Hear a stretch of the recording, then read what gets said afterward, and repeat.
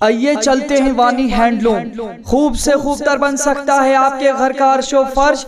रंगीन दुनिया में घर सजावट बन चुका है जरूरी, क्योंकि आप होंगी आपकी सब मांगे पूरी। क्या करना पड़ता है आपको आराइशी सामान के लिए दूर दूर का दौरा, तो आज हो जाएगा आपका एक ख्वाब भी पूरा, क्योंकि आप डोडा में पेट्रोल पंप और बुलेट शोरूम के साथ में वानी हैंडलूम के नाम से घरेलू आराइशी सामान का 4 मंजिला कारखाना खुला है, जो आपको फराहम करेगा बिना दूर गए ही कंबल, तकिए, पर्दे, मखमल, कालीन, अलमारियां, गद्दे, बेड, सोफा, बेडशीट, रबड़ और रिवॉल्विंग कुर्सियों के अलावा घरेलू सभी आराइशी सामान बिल्कुल कम से कम दामों पर।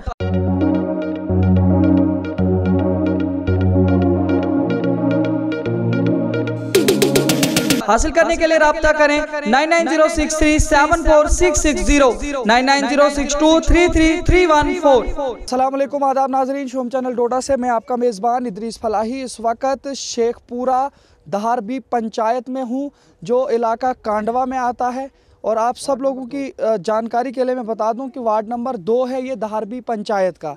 जहां पे हम अभी खड़े हैं यहाँ पे जानकारी देने की कोशिश करूंगा आपको कि यहाँ पे एक मकान बना है और इस मकान के सामने सड़क से लेकर ऊपर तक एक वाल फेंसिंग की ज़रूरत है, क्योंकि ये पूरा जो है नीचे से ये वाल जो इसको दी गई थी ये पूरा नीचे की तरफ खिसक रहा है, जिसकी वजह से मकान को ख़तरा है। और इस मकान का जो मालिक है वो काफ़ी गरीब तबके से ताल्लुक़ रखता है। इन्होंने मेहनत मशक्क़त और मज़दूरी करके इस मकान को तैयार किया है, लेकिन अभी भी जो है इस मकान का जो यहाँ पे इनको ख़तरा बना रहता है। रात भर इन्हें नींद इस वजह से नहीं आती है कि कहीं जो है ये मकान निकल ना जाए, क्योंकि सिर्फ एक ही थोड़ा सा आगे से बचा है, थोड़ा सा टुकड़ा, जिसकी वजह से ये मकान अभी भी टिका हुआ है, लेकिन नीचे से ये अभी खिसक रहा है। मेरे सामने अभी जो है नीचे से इसको यहाँ पानी ज़्यादा नीचे की तरफ गया है और इसकी वजह से ये नीचे खिसका हुआ है। मैं आपको अभी कैमरामैन से गुजारिश करूंगा, लेकिन मैं बाद में आपको दिखाने की कोशिश करूंगा विजुअल्स में भी। पहले तो यहाँ पे अब्दुल लतीफ़ जी हैं, इनसे हम बात करने की कोशिश करेंगे, क्योंकि यहाँ पे 2 लोगों के कुछ मसाइल चल रहे हैं। इनके साथ बातचीत करके आप लोगों की तरफ जाने की कोशिश करेंगे। आपका नाम? शुक्रिया इदरीस साहब, आपका शुक्रिया। मेरा नाम है अब्दुल लतीफ़ मोची, वार्ड नंबर 2 से। सर यहाँ पे ऐसे मुश्किलात हैं। मुझे आया था पहले मकान आया हुआ केस आया था, मकान वो उसको बोलते हैं आया हुआ मकान को। तो वो जब मुझे आया था तो उसमें मिला था मुझे 1,30,000 पेमेंट, उसका काट में आया था। तो उसके वजह से उन्होंने मतलब बाथरूम भी उस साल में उसी को रखा, ये 19-20 में, तो काट का काम भी उसी में रखा और बाथरूम भी उसी में रखा। इन्होंने कहा ये आपको मिलेगा 1,62,000। मुझे अभी तक टोटल मिला है उसमें 1,30,000 और काट का पैसे मुझे मिला है 5700 रुपया, 5700 और 12 रुपये मुझे मिला है। कि और कुछ पैसे होगा तो मतलब नीचे ही होगा, ऊपर नहीं होगा, 5700 12 होगा। तो उसके बाद उन्होंने मेरे पास लिया था, इन्होंने बोला गवर्नमेंट खर्चा दे दो। ये बबलू साहब ने भी, सरपंच साहब ने, शमसुद्दीन ने भी और अब्दुल कबीर डार ने भी बताया गवर्नमेंट खर्चा आपको देना पड़ेगा। मैंने पहले उनको 15,000 रुपये दे, उसके बाद इन्होंने और पैसे लिया। बोल रहा डीसी साहब भी ये इसमें पैसे खाते हैं, आईसीडी साहब भी और बीडीओ साहब भी। मैंने इन्होंने उसमें पैसे वापस लिया 70,000 रुपया। और हल्फी बयान देता हूँ मैं, यहाँ भी हल्फी बयान दे दूँगा मैं और कोर्ट में भी हल्फी बयान दे दूँगा मैं सच बताऊंगा, झूठ नहीं बताऊंगा। उसके अलावा मैंने मकान कंप्लीट किया है, बोर्ड भी मैंने बनाया, बोर्ड का खर्चा मुझे 3,000 रुपया आया। वीडियो साहब ने बताया वो उधर घाट का पार रहता है, पता नहीं क्या नाम है उधर का, तो उसने मकान देखा है, खुद आया यहाँ पे वीडियो साहब ने इनको कहा इसको पेमेंट फाइनल करो, इसने काम किया है। तो अगर मुझे हर साल 4 साल हुआ मुझे काम करते हुए, 40 साल मेरा एज है, मैं झूठ नहीं बताऊँगा, बच्चा नहीं हूँ मैं, 40 साल मेरा एज है। और 40 साल तक मुझे अगर 10,000 20,000 काट का पेमेंट गवर्नमेंट ने रखा है, तो उस टाइम पे अगर मैंने काम नहीं किया, इनका कहना है, बबलू साहब का कहना है, सरपंच साहब का कहना है, मेंबर का कहना है, इसने काम नहीं किया।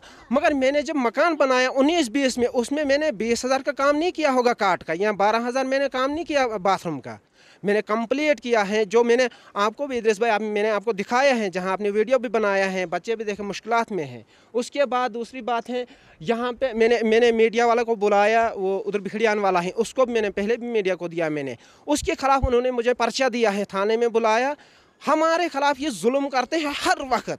जब भी यहाँ पे ये मतलब इनकी कानून आया, शमशदीन की और बबलू की और अब्दुल कबीर डार की, मोचीपुरा में इन्होंने कोई काम नहीं आज तक दिया है उनको ही दिया है।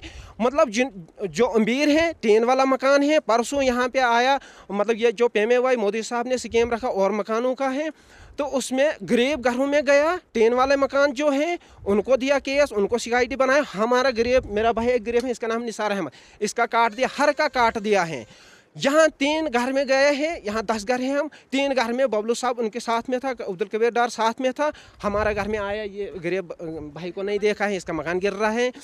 और ये कोशिश कर रहे हैं, जब भी हम मीडिया को देते हैं ये कोशिश करते हैं हमको दबाने के लिए। थाने में जहां हमको पिटाई बोल रहे थे, बबलू साहब ने बोला हम खुद हमारा जो थाना है ये हमारा हाथ में है, कोर्ट जो है ये हमारा हाथ में है, हम आपको अंदर भी डाल सकते हैं, हमारा पास पावर है। ये बोला रियाज साहब की दफ्तर में 50 आदमियों के सामने बताया बबलू साहब ने, शमशदीन ने, और कबीर डार उस वक्त भाग के आया था वहाँ से। वहाँ 50 आदमी उन्होंने, ये पुलिस के पास हमको दबाते हैं, हम जब सच्चाई कहने चाहते हैं ना गवर्नमेंट को, तो ये पुलिस के पास हमको डांटते हैं, पिटाई करवाते हैं, पर्चा देते हैं। ये जब हम सच कहते हैं, उसके बाद रहा बात ऐसे है निसार अहमद की है, तो मगर अगर मुझे इस बात पे कोई भी गौर करेगा या कोई भी इसमें जुल्म करेगा, इसमें जो मीडिया में मैं दे रहा हूँ, पहले भी मैंने मीडिया में दिया था तो इन्होंने पर्चा दिया, इन्होंने सोचा ये डर जाएगा तो घर में बैठेगा। उसमें कुछ पैसों की बात की है कि इन्होंने जो फलानी आदमी ने इतने पैसे लिए हैं, किस हवाले से उन्होंने पैसे लिए हैं और आपने पैसे दिए क्यों थे? सर इन्होंने बोला हम ये DC साहब को भी हमने इसमें देना है,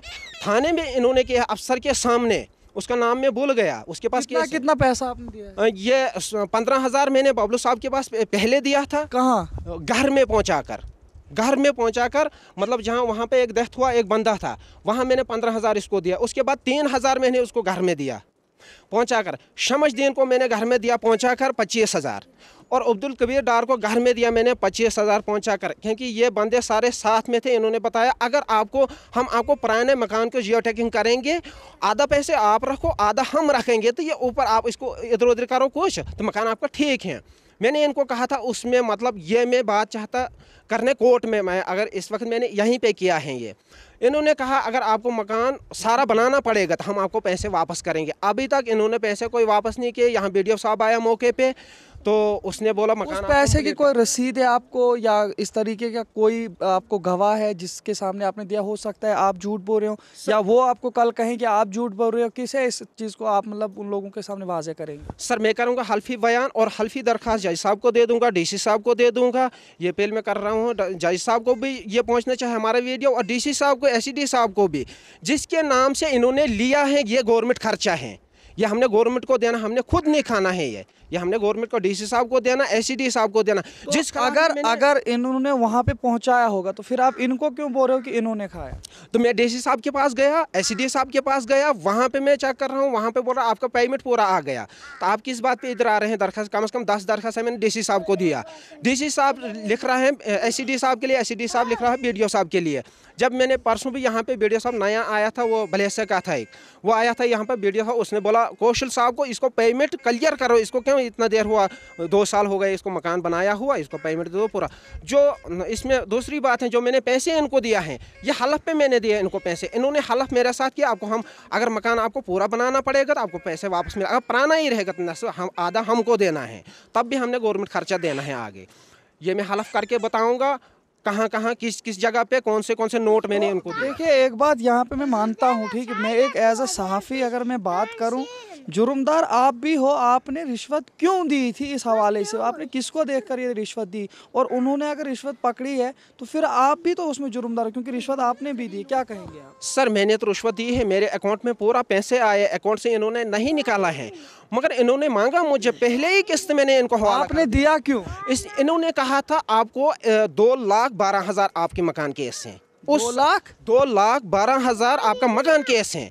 तो मैंने तो आप अभी बोल रहे हो 1,30,000, मतलब 1,30,000 मुझे आया, वो 2,12,000 बोल रहे हो 1,30,000 था, आप बोल रहे हो 2 लाख, इतना ये क्या चल रहा है? मतलब इन्होंने कहा, पहले कहा इन्होंने आपको मकान केस से 2,12,000 रुपया, उसमें काट का काम भी आपका आएगा, बाथरूम का काम भी आएगा, उस साल में उसी में आएगा सारा आपको कुछ।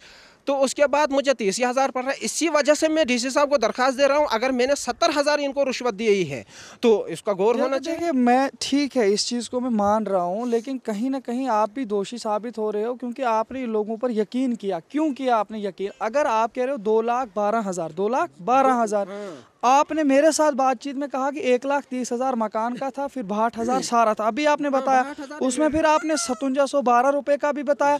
अब आप बोल रहे हो 2,12,000 भी, अब आप बोल रहे हो 70,000 उन्होंने भी खाया। ये कुछ समझ में नहीं आ रहा। और दूसरी बात यह है कि आप भी रिश्वत में शामिल हो, और आपने भी रिश्वत क्यों दी है? नहीं, इन्होंने कहा, जब इन्होंने पर्चा दिया था, मुझे पता चला जब मैंने मीडिया में दिया, इन्होंने थाने में ये बात कहा था, इसको 62,000 टोटल केस हैं।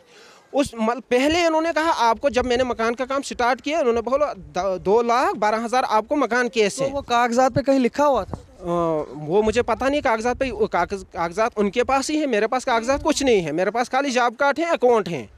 तो मुझे मतलब इन्होंने कहा था पहले 2,12,000 आपको मकान केस हैं, उससे में आधा हमको दे दो और आपको पड़ेगा पैसा सारा इसी अकाउंट में। मुझे अभी तक 1,30,000 रुपये टोटल आया है। इसी वजह से मैं अपील कर रहा हूँ डीसी साहब को भी, जज साहब को भी, मोदी साहब को भी, इनको हिसाब ले लो, सरपंच को हिसाब ले लो। हम गरीब आदमी हैं, इसका गौर करेगा डीसी साहब, अपना टीम यहाँ पे भेजेगा, हमने काम किया है नहीं किया है। अगर हमने काम नहीं किया है, हमको पैसे मत डालो, हमने काम किया, हम मुसीबत। मुझे 1.5 लाख रुपए कर्जा अभी मकान का है, मैंने मकान तैयार तब भी किया है, मगर डीसी साहब अपना टीम यहाँ पे भेजेंगे, हमने काम किया है नहीं किया है।